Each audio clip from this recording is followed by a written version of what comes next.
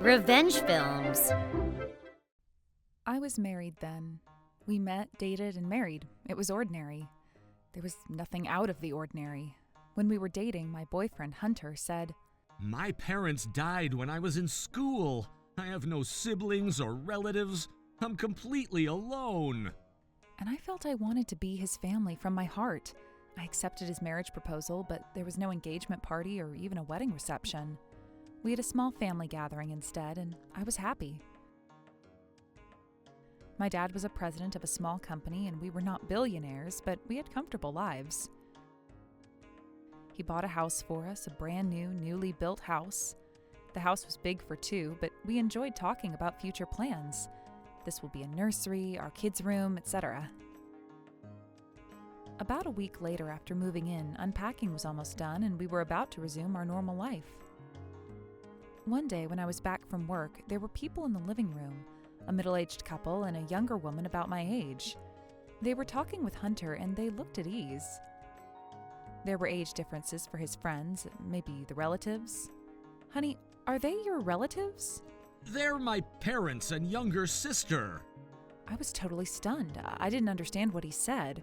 What about deceased parents and all alone in this world he told me about? I was shocked and couldn't think straight, but somehow managed to behave normally and said, "Oh, really? Well, it's late now. Are you going to stay the night?" "What are you talking about? We're moving in here." "What?" That's right. Now go ahead and unpack those boxes. I looked around and noticed many boxes piled up. Now that we have a house this big, there'd be a waste of space if we lived alone here, so I called my family. It was all so shocking to me. I pulled his arm and took him to another room. He said his parents had already left their house. I asked him about all alone in this whole world, and his response was, "Did I say that? Why are the in-laws moving into the house my parents built for us?" I couldn't shake off the feeling, but if they didn't have a house to go back to, I couldn't just chase them off. But it was only the beginning of my very mistake, and when I realized that, it was too late. Starting the next day, my in-laws' harassment towards me became a daily thing. When they weren't satisfied with something, they would curse and yell at me. If they didn't like the food I made, they would complain and throw plates at me. If I talked back to them, they would punch me and kick me. When I told Hunter about this, That's because you weren't paying attention to them. My family wouldn't do that without a good reason. Look at yourself and your behavior. Think hard about what you did wrong. he was no help. Also, they were big spenders. They would shop online using my credit card. When my mother-in-law and sister-in-law went on a trip, Hunter withdrew our money and gave it to them. While those two were away, my father-in-law asked me for money. I reluctantly gave him some, and believe it or not, he used it at those adult entertainment places. One night they were drinking and hanging out in the living room, making loud noise until late. As usual, by then, they ordered me to go buy some more alcohol and snacks. I told them I had no money because it was before payday, and they all roared and blamed me. They were drunk and threw plates and beer bottles at me, which hit on my head and cut it. Looking at the blood flowing on my head, I panicked, but they were all drunk and didn't care. You're making a mess. Make sure you clean it well. Go get my drinks already. If you run out of money, go get it at your parents' house. What a useless woman. They were insanely selfish. I thought I was going to die if I stayed there. Covered in blood, I ran out of the house and frantically rushed to my parents' house. My mother screamed when she saw me and called out my father. Then she took me to the nearest urgent care for my head. Luckily, it only took a few stitches and no more serious injuries were found, but we asked for the medical certificate. Meanwhile, my father headed to my house to see what was going on. He was astonished to see the totally trashed property even from outside. Also, they were making deafening noises like a teenager's party. He came home enraged. The next day, first thing in the morning, Dad got a referral for a good divorce attorney from his acquaintance and received advice. That weekend, my sister Jody and Mom came along with me to the house to get my stuff and valuables. Luckily, no one was home, so we packed up my stuff and carried them out of the house. And then they were back.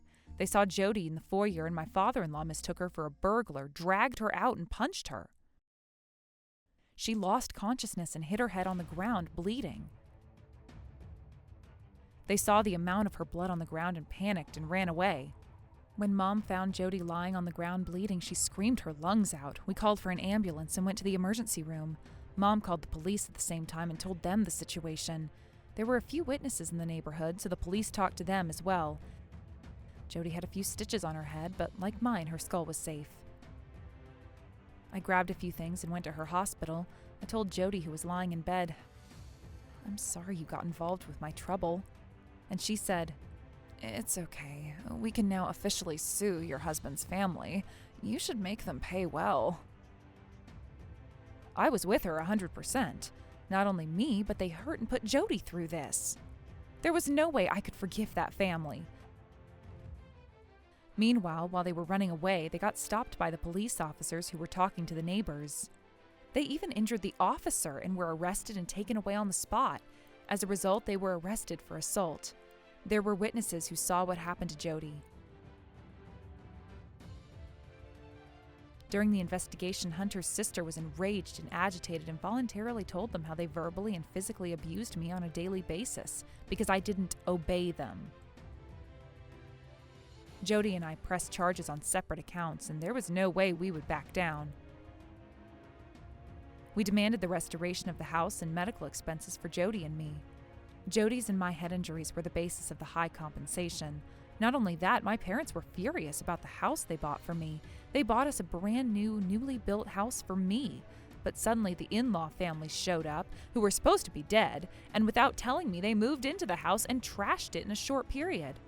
It was a large house to begin with, so all those expenses amounted up to $500,000 in compensation.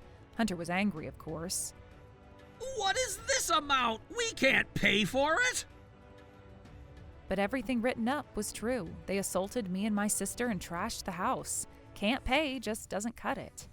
Also, before they moved into my house, they sold their house for cash. But even that wasn't enough to pay for this, so they borrowed a huge amount of money to divorce. But they thought if Hunter and I were back together, they would be released from this debt, they could live in a big house, and they could take out money from my parents. "I'm so sorry, we were wrong. We will treat you as a member of our family from now on, so can't we start over?" Mom's right. You and I are still newlyweds. In a long married life, ups and downs are only normal. As we overcome each of them, our bond gets stronger. Are you kidding me? I completely ignored the ridiculousness. Also, the attorney Dad hired filed a restraining order for Hunter. Facing the consequences, they were kicked out of the house and had no place to go. But that wasn't enough for Dad, and he cut off business with the company Hunter worked for. Hunter was fired by his company, and no company in the area hired him. In-laws were counting on Hunter's income, but now that's gone. They became homeless and lived in a house made of cardboard. Justice was served. Jody and I were fully recovered from the injury. They were the family from hell I never wish to see again. How was today's video? If you enjoyed it, please subscribe, like, and leave a comment. Stay tuned for more.